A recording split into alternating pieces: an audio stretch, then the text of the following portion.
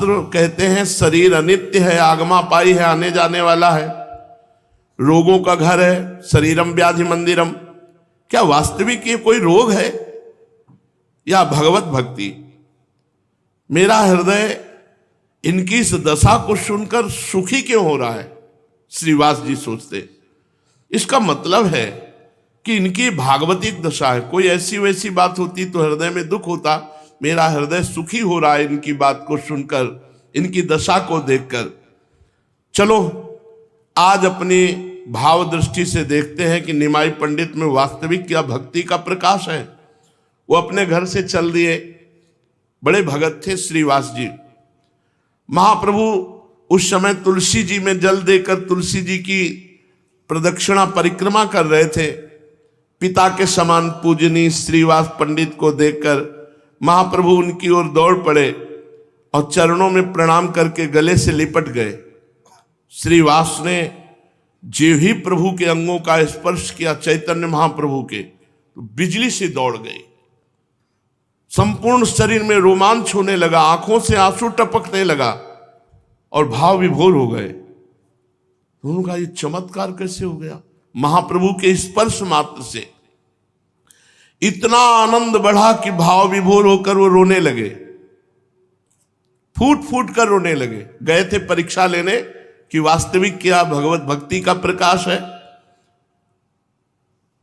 श्री सची माता जी वहां आ गई और देखा श्रीवास जी रो रहे और महाप्रभु श्रीवास को रोता देखकर और रोने लगे। अगर व्याधि होती तो एक के ऊपर कैसे चढ़ गए?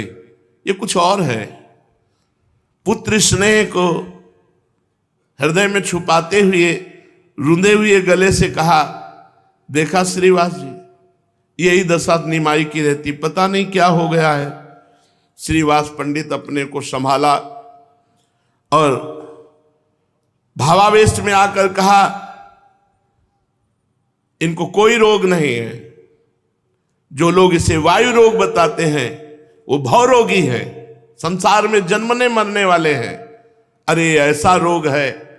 आहा, शिव सनकादि बड़े बड़े तरसते हैं इस रोग के लिए, प्रेम रोग के लिए, भगवत प्रेम के लिए। तो शिव सनकादि तरसते हैं। ये ऐसा रोग है। सची देवी, तुम महाबड़भागिनी हो, तुम्हारे ऐसे महाभागवत पुत्र हैं। ये संपूर्ण महाप्रेम के चिन्ह है जो तुम्हारे निमाई पंडित में है। श्रीवास जी की बात सुनकर के माता सची को संतोष हुआ नहीं। अभी तक तो यही परेशान थी कि कोई रोग है। अधीर भाव से प्रभु ने श्रीवास पंडित से कहा, आज आपके दर्शन से मुझे परम शांति हुई। सभी लोग कहते हैं मैं वायु रोग से ग्रसित हूं, कोई कहता है उन्माद है, पता नहीं क्या है। विष्णु प्रिया और माता बड़ा दुखी रहती हैं, उसके कारण मेरा हृदय फटा सा जाता है। आज आप आकर के आश्वासन दिए कि भगवान की भक्ति है। सचमुच अगर आप मुझे ऐसा नहीं समझाते तो अब मैं गंगा जी में शरीर त्यागने वाला था, क्योंकि माता दुखी, नगर के लोग दुखी, विष्णु प्रिया दुखी, तो मैं कैसे जीऊं? श्रीवास पंडित ने कहा, नहीं नहीं, सोचना भी नहीं, मेरा हृदय कह रहा है तुम्हारे हृदय में भगवत प्रेम जागृत हो गया है।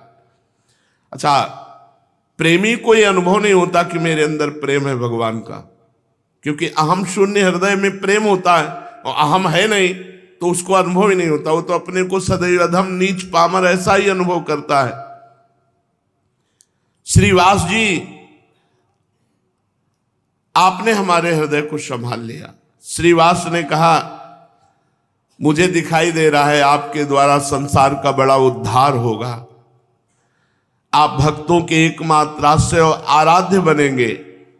आपकी सद्वती और अलौकिक मादकता को देखकर तो मुझे ऐसा प्रतीत हो रहा है कि अखिल कोटि ब्रह्मांड नायक अनादि पुरुष भगवान श्री हरि ही अवनी तल पर अवतीर्ण होकर अविद्या और अविचार का विनाश करते हुए भगवान नाम प्रचार करें। मुझे प्रतीत हो रहा है कि तुम्हारे शरीर पर भगवद आवेश है, तुम्हारे शरीर द्वारा जगत का मंगल कराया जाएगा, ऐसा मुझे प्रतीत हो रहा है। श्रीवास जी महाभागवत है। प्रभु चैतन्य महाप्रभु अधीरता के साथ कहा, मैं तो आपके पुत्र के समान हूं, वैष्णवों के चरणों में मेरी अनुरक्ति हो, ऐसा आशीर्वाद दीजिए। श्री कृष्ण कीर्तन के अतिरिक्त कुछ भी मुझे अच्छा न लगे, यही मेरी अभिलाषा है। सदा प्रभु प्रेम में विकल होकर मैं रोया करूं, यही मेरी हार्दिक इच्छा है। श्रीवास पंडित ने कहा, ऐसा आशीर्वाद तो आप ही दे सकते हैं, जिससे इस प्रकार का थोड़ा बहुत पागलपन हमारे अंदर भी आ जाए, हम भी आपकी भांति प्रेम में विकल होकर लोक बाह्य बनकर हा कृष्ण पुकारते हुए नाचूं, ऐसे हम पर कृपा करो। इस प्रकार बहुत देर तक इन दोनों ही महापुरुषों में विशुद्ध अंतःकरण की बातें होती रहीं। अंत में प्रभु की अनुमति लेकर श्रीवास पंडित बड़े आनंद में डूबे हुए घर की ओर चले। भगवान तो प्राणी मात्र के हृदय में विराजमान है, समान रूप से संसार के अणुपरमाणु में व्याप्त है,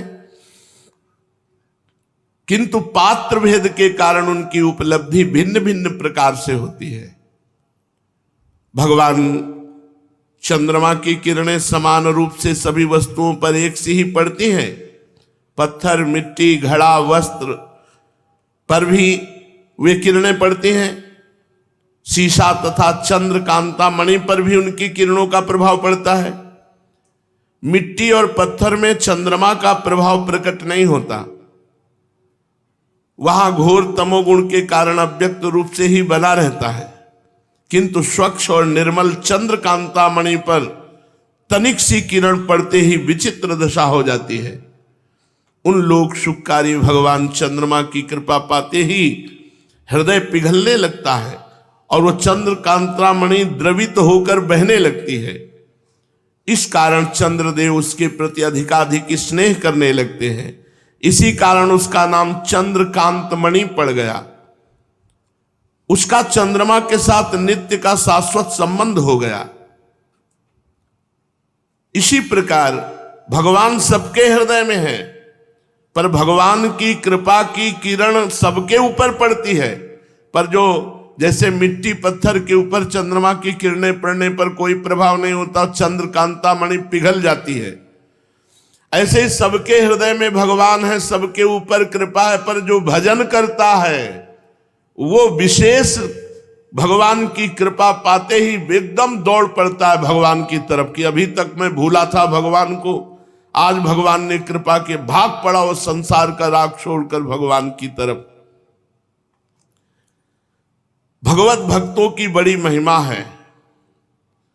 मोरे मन प्रभुवस विश्वासा, राम ते अधिक राम कर दासा। भगवान से भी बढ़कर भगवान का दास है। कोई ऐसा कह सकता है कि ऐसा कैसे हो सकता है, भगवान से बढ़कर भगवान का भक्त कैसे हो सकता है? तो देखो, सबके हृदय में भगवान विराजमान है, लेकिन सब माया में बंधे हुए दुर्गति भोग रहे हैं। लेकिन एक भक्त का संग हो जाए तो माया मुक्त हो जाएगा। भगवान का संग है सबके हृदय में, लेकिन सबके हृदय अछत विकारी, सकल जीव जग दीन दुखारी। पर यदि भक्त का संग हो जाए तो भगवान की माया को बाधित करके उस सच्चिदानंद प्रेम में डुबो दे। इसीलिए तात स्वर्ग अपवर्ग सुख धरी, तुला एक अंग तूलन ताय सकल मिली, जो सुख लव सत्संग। मोरे मन प्रभु अस विश्वासा, राम ते अधिक राम कर दासा। भगवत भक्तों की महिमा ही ऐसी है। भक्तों को समझने के लिए भी प्रभु की कृपा की ही आवश्यकता है। जिस पर भगवान की कृपा नहीं, वह भक्तों की महिमा को भला समझ ही क्या सकता है? जिसके हृदय में उस रस राज श्री कृष्ण के रस सुधा में एक बिंदु का भी प्रवेश नहीं हुआ, जिसमें उसके ग्रहण करने की किंचन मात्र भी शक्ति नहीं हुई, जो रसिकता के मर्म को नहीं समझता, वो क्या समझ पाए? इसलिए भगवत रसिक जी को लिखना पड़ा, भगवत रसिक रसिक की बातें रसिक बिना को समझ सके ना। अब चैतन्य महाप्रभु के इन 9 अनुराग की चर्चा संपूर्ण नगर में भांति भांति से हो रही थी। उस समय सभी वैष्णव अद्वैताचार्य जी के यहां एकत्रित हुआ करते थे। अद्वैताचार्य